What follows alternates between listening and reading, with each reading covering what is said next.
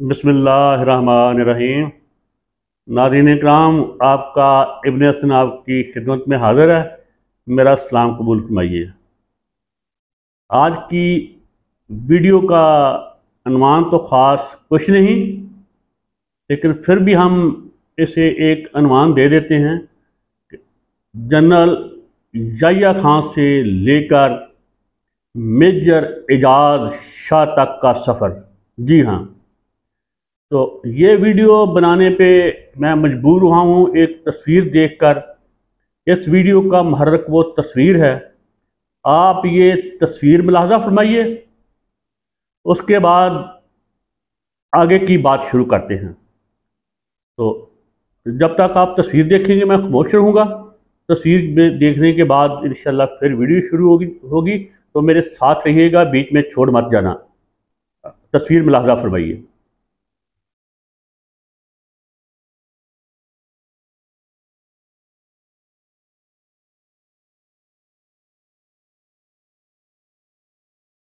हाँ, तो देख लिया आपने तस्वीर। ये तस्वीर है रिटायर्ड मेजर एजाज शाह साहब की। ये आजकल तैनात हैं chief security officer Islamia university Bahawalpur. जी हाँ, यहाँ का जिनसी स्कैंडल पूरी दुनिया भर में मशहूर होकर हमारे लिए मज़ीद ज़िल्लत रसवाई का सबब बन रहा है। पहले कौन सी ऐसी ज़िल्लत और रसवाई नहीं जो हमारे गले नहीं पड़ी हुई। तो चलो एक और सही, वैसे भी गुलाम कौमों का यही हाल होता है। तो मैं जो अर्ज़ कर रहा था कि ये तस्वीर मुहर्रक बनी है वो इस वजह से कि आज जो मैंने इसकी तस्वीर देखी है वो हथकड़ी इसको लगी हुई है बाएं हाथ को, और वो उसको छुपाया गया है पुलिस की तरफ से या जो इक़्तिदार के मालिक हैं उनकी तरफ से। दूसरे हाथ में इसमें नेस्ले की बोतल है जो वो पी रहा है, और वो ऐसे है जैसे वो अपने नानी के घर आया हुआ हो, उसे कोई परवाह ही नहीं है। इस बात को यही रोकता हूँ। अब बताता हूँ अगली कुछ थोड़ी सी बात। मुझ पे एक अजीब तरह का दोस्त सवाल करते हैं कि आप फौज के ख़िलाफ़ हैं। खुदा ना करे, खुदा ना करे, खुदा ना करे कि मैं अपनी फ़ौज के ख़िलाफ़ हूँ, मैं अपनी मुकन्नना के ख़िलाफ़ हूँ, मैं अपने सियासतदानों के ख़िलाफ़ हूँ, मैं अपनी ब्यूरोक्रेसी के ख़िलाफ़ हूँ, मैं अपने उलमा के ख़िलाफ़ हूँ। खुदा ना करे, खुदा ना करे। रब्बुल इज़्ज़त की कसम मैं खा के कहता हूँ, मेरा पहला और आखिरी रोमांस जो था बचपन से आज तक वो फ़ौज था, क्योंकि मैं ख़ुद एक बाई बर्थ सोल्जर हूँ। मैं खश्तरी ख़ानदान का फ़र्द हूँ, इसलिए मैं बाई बर्थ सोल्जर हूँ। दूसरा मेरा ईमान है, जो भी धरती माँ का वफ़ादार होता है, वो कोई भी शख्स हो, वो बाई बर्थ सोल्जर होता है। इसके मैं सबूत ये दूंगा।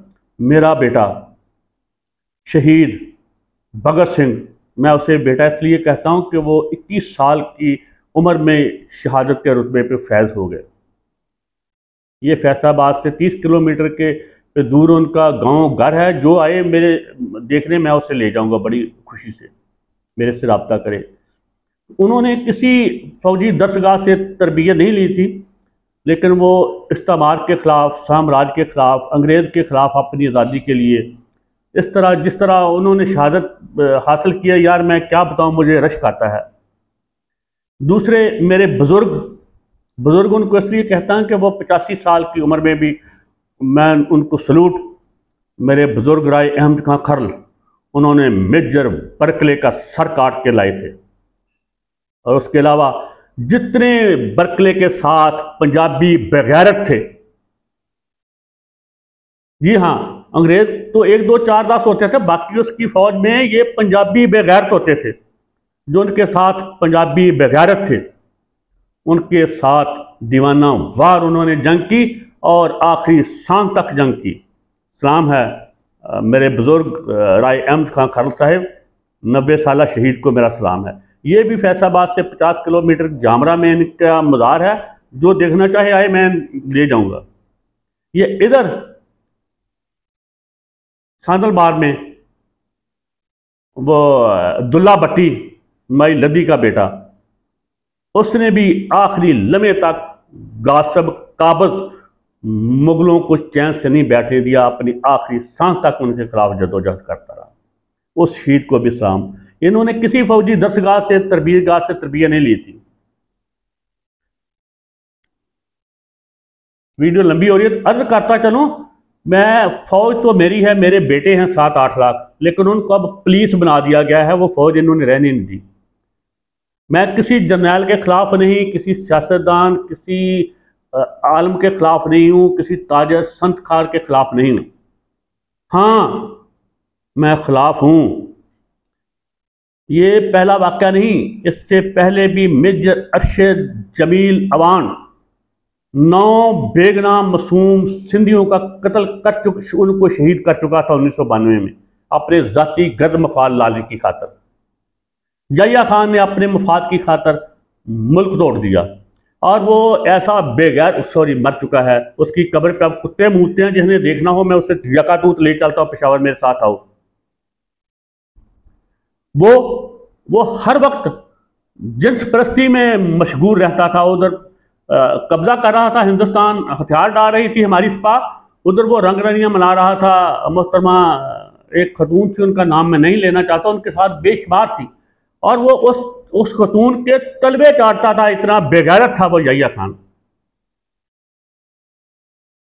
ये जनरल बाजवा, इसने अब खैबर पख्तूनख्वा और पंजाब को मकबूजा कश्मीर, मकबूजा फ़लस्तीन से बदतरीन हालात में धकेल दिया है।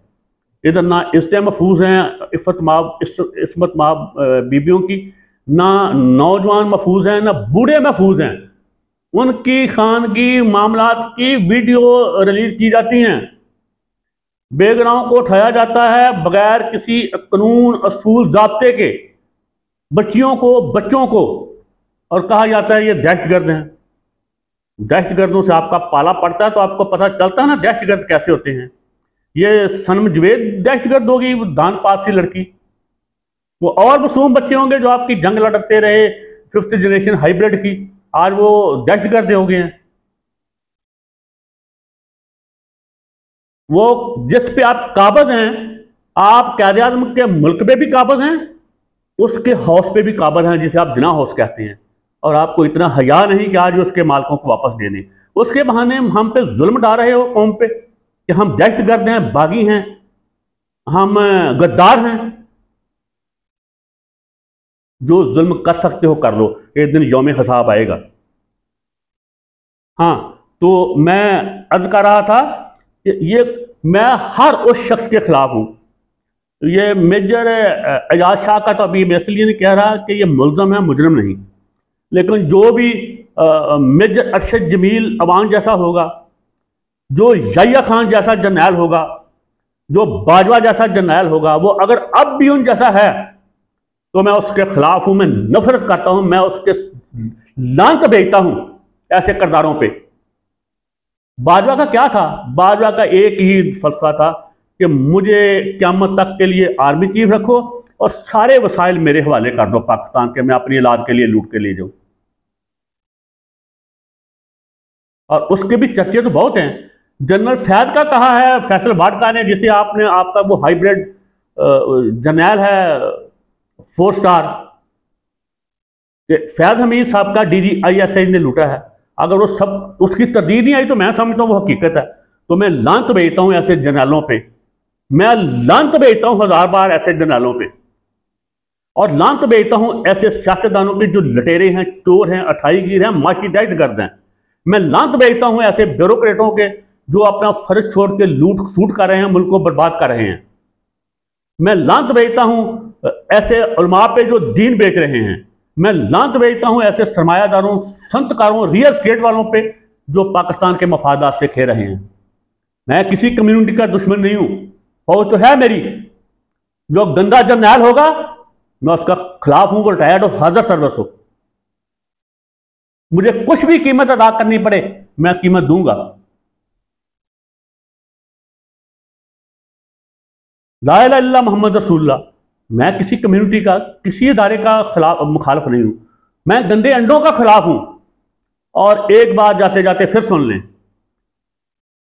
किसी भी इदारा में, अदलिया हो, मुकन्ना हो, इंतजामिया हो, फौज हो, फौज तो अदारा है नहीं, ये तो सेक्रेटरी दिफा के नीचे है आर्मी चीफ, लेकिन इनके पास बंदूक है, बूट है, इनसे हम सब डरते हैं, खौफजदा हैं। और हर बात में घसीट के लेते हैं, आर्मी चीफ साहब ने ये फरमाया है, आर्मी चीफ साहब की ये मंशा है, आर्मी चीफ साहब ऐसा सोचते हैं, आर्मी चीफ साहब ऐसा देखते हैं। जब तक ये पखंडबाजियां रहेंगी, मुल्क ऐसे ही बर्बाद होता रहेगा। दो चीज़ें करो, या तो आइन बनाओ नया, उसमें सबसे सुप्रीम आर्मी चीफ को रखो, या फिर इसने इनके नीचे आओ, सेक्रेटरी दिफा के नीचे आओ। और तो मुल्क को मसला प्रॉब्लम ही नहीं है इसके साथ, यही असल मसला है मुल्क के साथ, जिसकी वजह से मुल्क बर्बाद हो रहा है। नहीं कुछ भी इसमें बेहतरी आएगी जब तक ये बुनियादी मसला हल नहीं होगा। आगे बढ़ता हूं। जितनी खराबी मुआशरे के किसी एक तबके, एक अदारे में है, वही रेशो तमाम तबकात में है। वो मजहब हो, वो सियासत हो, वो सियादत हो, वो क्या कहते हैं, फौज हो, अदलिया हो, इंतज़ामिया हो, मकन्ना हो, वो पुलिस हो, वापडा हो, रेलवे हो, जो एक महकमे में अशाई बुराई का इंसानों का तनासब है, वही तमाम महकमों में है। जितनी रेशो गलत गलीज इंसानों की उलमा में होगी या दूसरे किसी इदारे में होगी, उतनी ही जर्नलों में होगी। मैं फौज तो कह ही नहीं रहा, मेरा रोना ही यही है कि करतूत जर्नलों के हैं, किसी भी महकमे के जो फैसला साज अफराद होते हैं, जुर्म उनका होता है, बदनाम महकमा होता है। वही रेशो जर्नलों में है, जो बाबडा के चीफ या एससी में बदकरदारों की है, बदकारों की है, वही चीफ, वही रेशो अदलिया में है। वही बाकी हमारी वो जो खुद को कहते हैं कि हम सिविल सर्वेंट हैं, ये तो फिरौन की नस्ल से हैं। कल मेरा डीजी एफडीए से वास्ता पड़ा, वो थोड़ा थोड़ा मैंने उसमें देखा कोई इंसानियत थी, लेकिन वो भी अपने आप को फिरौन समझता था। मैंने बात की तो मुझे आगे बात नहीं करने दी, तो मैं अगर यहां कर रहा हूं तो उसके सामने भी की। वो तनख्वाह हमारे पैसों से लेते हैं मामो, हमें ही अपना गुलाम समझते हो। खैर, मैं ये बता रहा हूं कि जो रेशो एफडीए में बदकारी, बददियानती की, हरामजदगी की है, वही रेशो मकन्ना है, वही रेशो अदलिया में है, वही ब्यूरोक्रेसी में है, आला जो सिविल सर्वेंट है, और वही रेशो फौज के जर्नलों में है। इसको अच्छा लगे को बुरा लगे, मैं अपनी राय पे कायम हूं। आखिर में मैं एक हदिया तबरीक पेश कर रहा हूं ऐसे जितने भी अफराद हैं जिस जिस महकमे में, और मैं जो अक्सर बदमाशिया का लफ्ज़ कहता हूं वो ब्यूरोक्रेसी, इंतज़ामिया, अदलिया, मुकन्ना, फौज, इन चारों के साथ हम मिल गए हैं मजहब दीन फरोश।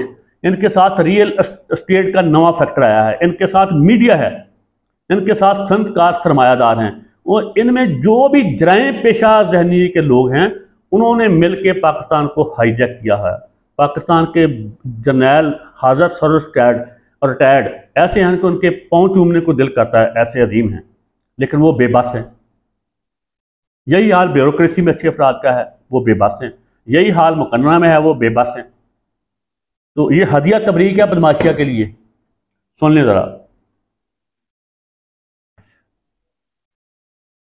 ये खुफी हजरत अल्लामा इकबाल की रूह से बेशुमार माजर के साथ और उनके लवाहकीन के माजर के साथ, उसका वारस तो फ़िक्र का मैं भी हूँ हजरत इकबाल का। तो सुनिए ज़रा, क्योंकि मैंने उसमें तहरीफ की उनके कलाम में। ये खुफिया ये ज़ाहरी, ये खुफिया ये ज़ाहरी मुसल्ला पुर असरार बंदे, जिन्हें तूने बख्शा है ज़ौक़े बेहयाई बेज़मीरी। दोनी इनकी ठोकर से मर्द जन, दोनी इनकी ठोकर से मर्द जन, चमटकार मजलूम शहरी इनकी हैबत से राई। अगला शेर, दो आलम से करती है बेगाना दिल को, अजब चीज है लज्जते सियासत व हुक्मरानी। फिर सुनिए, दो आलम से करती है बेगाना दिल को, अजब चीज है लज्जते सियासत व हुक्मरानी। आखिरी शेर, इख्तियारो इक़्तिदार है मकसूद फ़कत। फिर मिसरा शायद मैं सही अदा नहीं कर सका।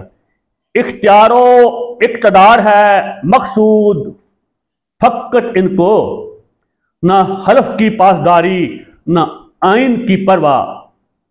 इसके साथ ही याद दीजिए, वीडियो तवील होगी। पाकिस्तान जिंदाबाद, बदमाशिया मुर्दाबाद। अल्लाह हाफ़िज़।